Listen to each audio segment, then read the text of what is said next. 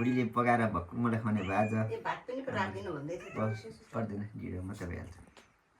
ढिँडो त्यो माथि के देखिएन कि मजाको रहेछ भाइ देखिन्छ देखिन्छ मजाले यो अचार हो यो अचारसँग मिठो छ है अचारसँग दामी हो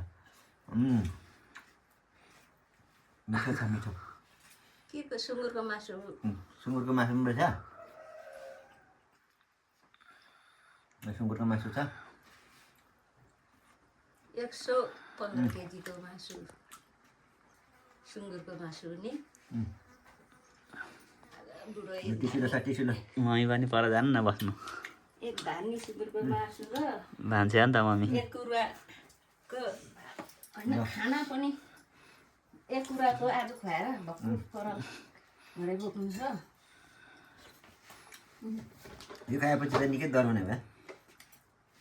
सब्जी पनि रहेछ नि त छ त्यहाँनिर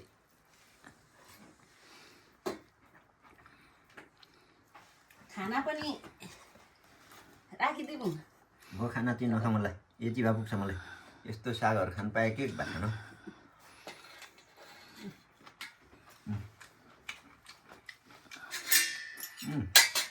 सलाद पनि बनाउने रहेछ ल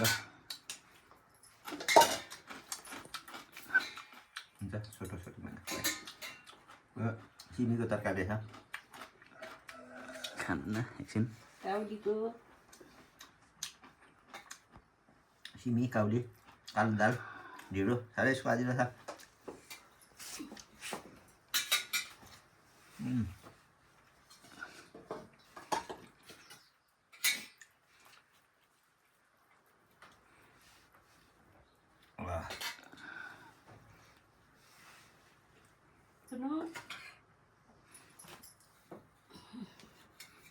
छोटो छोटो